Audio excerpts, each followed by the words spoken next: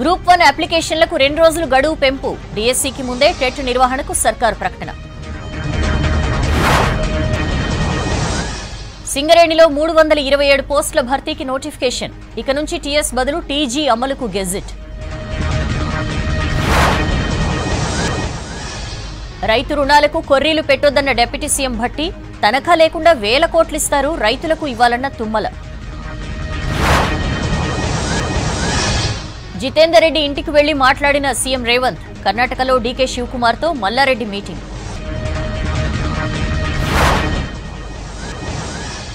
రేపు ఎల్లుండి రాష్ట్రంలో మోదీ రోడ్ షోలు, సభలు. మహిళలకు 1,00,000 సాయంపై కాంగ్రెస్ హామీ జోకన్న సంజయ్. ఆదిలాబాద్లో ఆత్రం సక్కు, మల్కాజ్గిరిలో రాగిడి. కేసీఆర్ రివ్యూకు ఐకేరెడ్డి దూరం, బీఆర్ఎస్ కు పెద్దిరెడ్డి రిజైన్. పిఠాపురం నుంచి పోటీ చేస్తానన్న పవన్. వాలంటీర్లకు ఎలక్షన్ డ్యూటీ లేదని ఏపీ సర్కార్ ఆదేశం.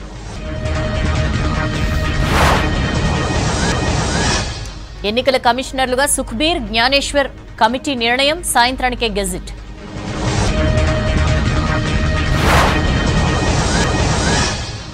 పొలిటికల్ బాండ్ల వివరాలు వెబ్సైట్లో ఉంచిన ఈసీ. కోట్లలో విరాళాలిచ్చిన కార్పొరేట్ల డేటా వెల్లడి. ఎంఎస్పీకి చట్టబద్ధత, రుణమాఫీకి కమిషన్ వేస్తాం. టీవీల్లో పీఎం తప్ప సమస్యలు కనిపించవన్న రాహుల్.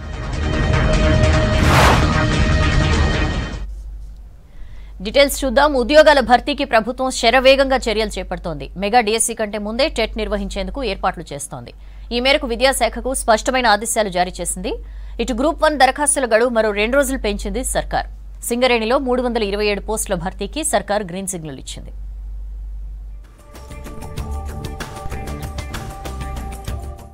నిరుద్యోగులకు మరో గుడ్ న్యూస్ చెప్పింది రేవంత్ రెడ్డి సర్కార్. త్వరలో టెట్ నిర్వహిస్తామని ప్రకటించింది. ఇందుకు సంబంధించి విద్యాశాఖ కమిషనర్ కు ప్రభుత్వం ఆదేశాలు జారీ చేసింది. సర్కార్ నిర్ణయంతో 3 లక్షల మంది అభ్యర్థులకు మేలు జరగనుంది. మెగా డిఎస్సీ కంటే ముందే టెట్ పరీక్షలు నిర్వహించనున్నారు. 11,062 పోస్టులతో ఇప్పటికే సర్కార్ డిఎస్సీ నోటిఫికేషన్ విడుదల చేసింది.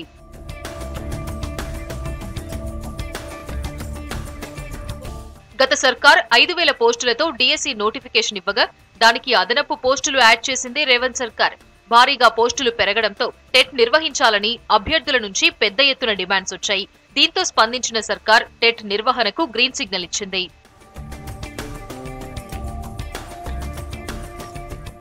గ్రూప్ 1 దరఖాస్తుల గడువును మరో 2 రోజులు పెంచింది టీఎస్పీఎస్సీ. షెడ్యూల్ ప్రకారం ఇవాళ సాయంత్రం 5 గంటలకు గడువు ముగిసినా సర్వర్ డౌన్ వల్ల వేల మంది అప్లై చేసుకోలేదు.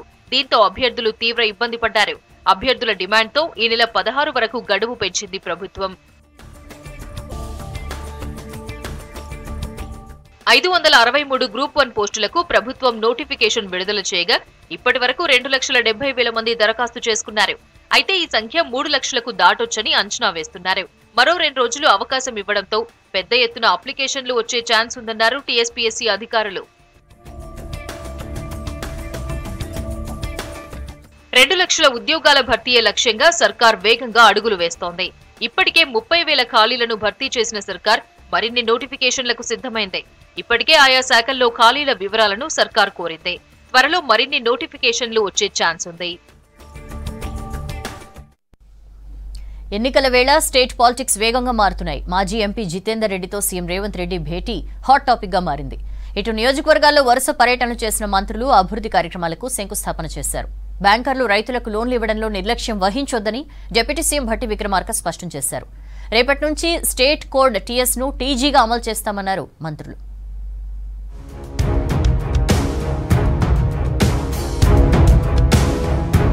పార్లమెంట్ ఎన్నికల వేళ రాష్ట్రంలో కీలక పరిణామాలు చోటు చేసుకుంటున్నాయి. బీజేపీ జాతీయ కార్యవర్గ సభ్యుడు జితేందర్ రెడ్డితో సీఎం రేవంత్ రెడ్డి భేటీ అయ్యారు. జితేందర్ రెడ్డి నివాసానికి వెళ్లిన రేవంత్ పలు కీలక విషయాలపై చర్చించారు. మహబూబ్ నగర్ లోక్సభ టికెట్ జితేందర్ కి దక్కకపోవడంతో సీఎం సానుభూతి తెలిపినట్లు తెలుస్తోంది.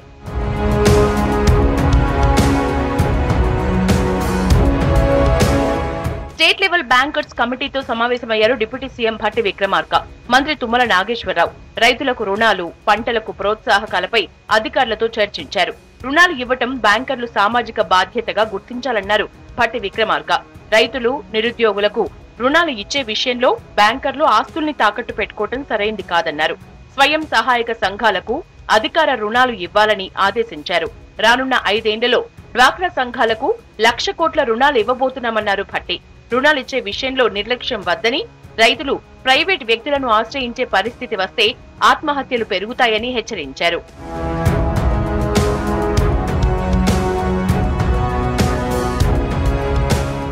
గత పాలనలో జరిగిన పొరపాట్లను బ్యాంకర్లు చేయొద్దని ఆదేశించారు మంత్రి తుమ్మల. రైతులు ట్రాక్టర్లు తీసుకుంటే పొలాల్ని బ్యాంకర్ల దగ్గర తాకట్టు పెట్టుకుంటున్నారని, ఇది మంచి పద్ధతి కాదని అన్నారు. రైతులకు ఎలాంటి తాకట్టు లేకుండా రుణాలు ఇవ్వాలని ఆదేశించారు. 1,000 కోట్లు ఎగ్గొట్టిన వ్యాపారుల దగ్గర రుణాలు ఎందుకు రికవరీ చేయటం లేదని ప్రశ్నించారు. రాష్ట్రంలో డిమాండ్కు తగ్గ పాల ఉత్పత్తి లేదన్న తుమ్మల పాడి పరిశ్రమ కోసం బ్యాంకులు రుణాలు ఇవ్వాలని సూచించారు. రంజాన్ సందర్భంగా ముస్లింలకు రేపు సర్కార్ ఇఫ్తార్ విందు ఇవ్వనుంది. ఎల్బీ స్టేడియంలో జరిగే ఈ కార్యక్రమం ఏర్పాట్లను డిప్యూటీ సీఎం భట్టి విక్రమార్క, ప్రభుత్వ సలహాదారు షబ్బీర్ అలీ పరిశీలించారు. రేపు సాయంత్రం 5:30 కార్యక్రమం ప్రారంభం కానుంది. ఇప్పటికే ముస్లిం మత పెద్దలకు సర్కార్ ఆహ్వానం పంపింది. గతం కంటే ఘనంగా ఇఫ్తార్ విందు నిర్వహిస్తామన్నారు నేతలు. రంజాన్ మాసం మొదలైన సంగతి మొదటి ఫ్రైడే రోజే రాష్ట్ర ప్రభుత్వం ఈ పవిత్రమైనటువంటి రంజాన్ సందర్భంగా ముస్లిం మైనార్టీ సోదరులతో పాటు శ్రేయోభిలాషులందరికీ కూడా ఇఫ్తార్ విందుని రేపు సాయంత్రం 5:30కి లాల్ బహదూర్ స్టేడియంలో ఏర్పాటు చేయడం జరిగింది. साबिक़ा की तरफ से उसके साथ और अच्छे पैमाने पे और कुछ तादाद बढ़ाकर वो तमाम मस्जिदों को अजला में और शहर में तमाम मस्जिदों को इफ्तार का इंतज़ाम किया जाएगा और गरीबों को जो कपड़ों का इंतज़ाम है वो कपड़े बांटने का भी इंतज़ाम हुकूमत की तरफ से, क्योंकि ये स्कीम ऑनगोइंग स्कीम में कंटिन्यू चल रहा है. రేపటి నుంచి వాహనాల రిజిస్ట్రేషన్ టీజీగా మారుతోందన్నారు మంత్రి పొన్నం ప్రభాకర్. టీఎస్ నుంచి టీజీగా మార్చేందుకు కేంద్రం ఆమోదం తెలిపిందన్నారు.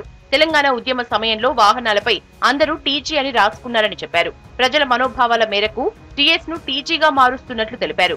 కేసీఆర్ హయాంలో ప్రజల ఆకాంక్షలు, మనోభావాల్ని అణిచివేశారని ఆరోపించారు పొన్నం ప్రభాకర్.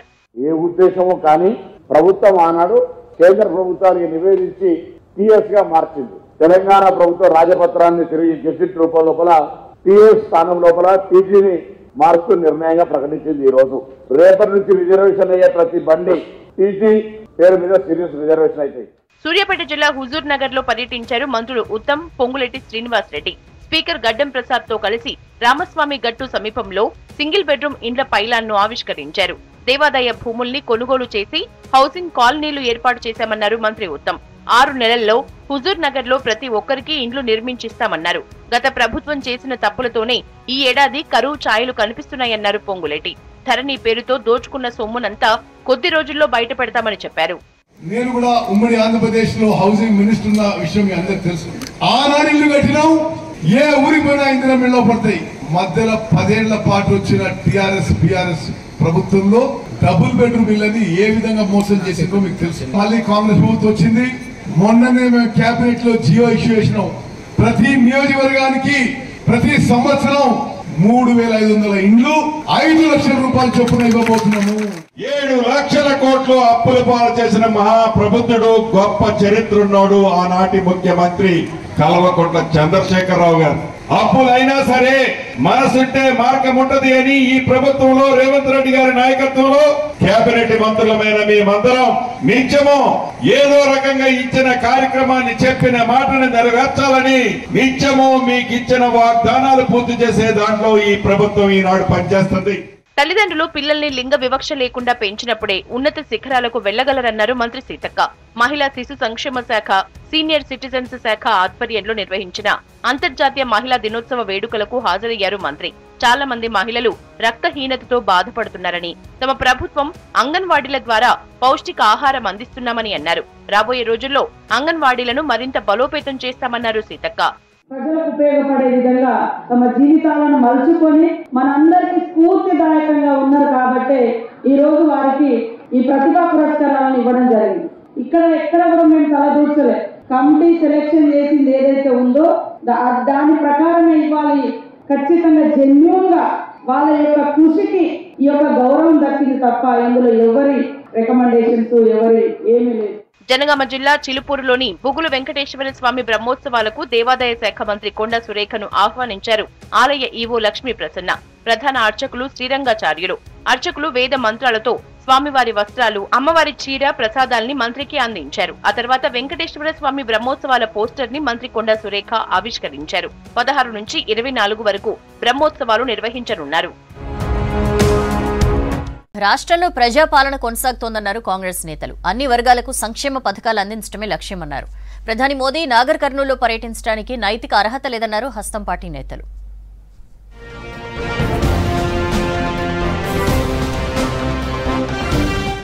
సీఎం రేవంత్ రెడ్డి కమ్మ కులస్తులకు న్యాయం చేస్తారనే నమ్మకం ఉందన్నారు రాజ్యసభ ఎంపీ రేణుకా చౌదరి. కమ్మవారిలో రైతు కూలీలు ఉన్నారని, కరువు సమయంలో కార్పొరేషన్ చాలా అవసరమన్నారు. నాయకుల విగ్రహాలు ముఖ్యం కాదని, మనం తీర్చిదిద్దే జీవితాలు శాశ్వతమన్నారు.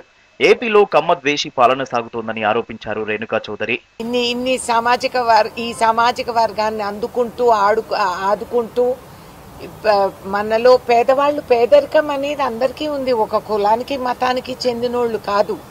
తప్పకుండా మీ సమస్య మన సామాజిక వర్గానికి మనం జరగాల్సిన న్యాయం, ఈ మనలో ఉన్న పిల్లలు వాళ్ళని ముందుకు తీసుకువెళ్ళటం మనందరి బాధ్యత.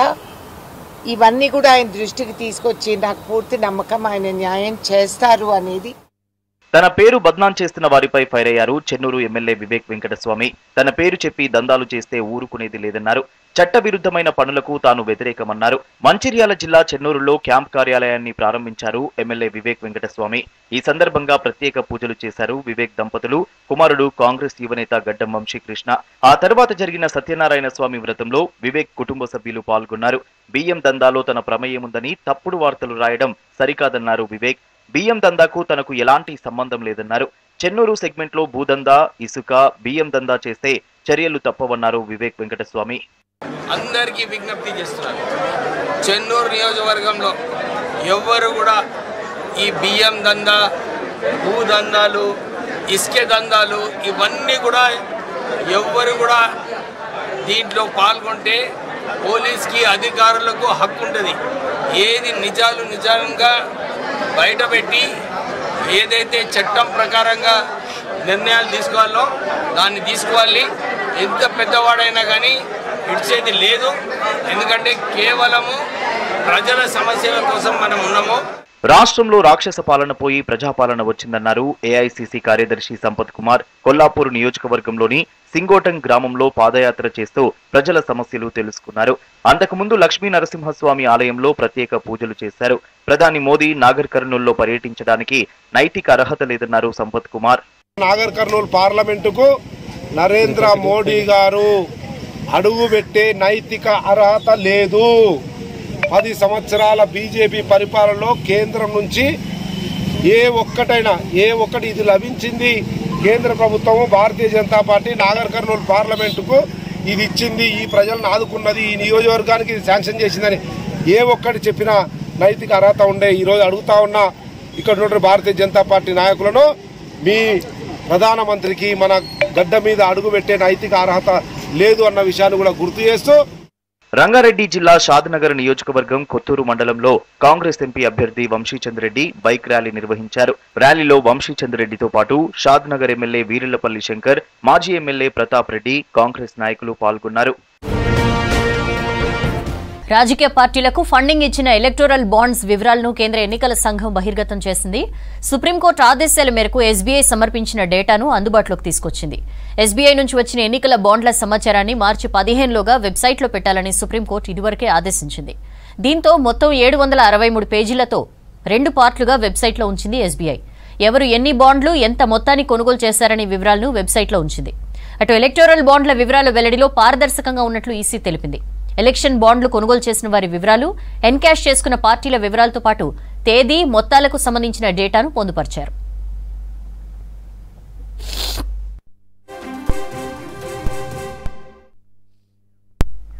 దేశంలో బడా పారిశ్రామికవేత్తలకు లక్షలాది కోట్లు మాఫీ చేసిన మోదీ సర్కార్ రైతులు, యువత రుణాలను పట్టించుకోలేదని విమర్శించారు రాహుల్ గాంధీ. ఎలక్షన్ కమిషనర్లుగా ఎవరిని అనుకుంటే వారి పేర్లని కేంద్రం ఖరారు చేసిందని ఆరోపించారు ఆదిర్ రంజన్ చౌదరి. 1 నేషన్ 1 ఎలక్షన్ పై స్పందించిన జైరాం రమేష్, రాజ్యాంగాన్ని నిర్వీర్యం చేయడమే మోదీ సర్కార్ ఉద్దేశమన్నారు.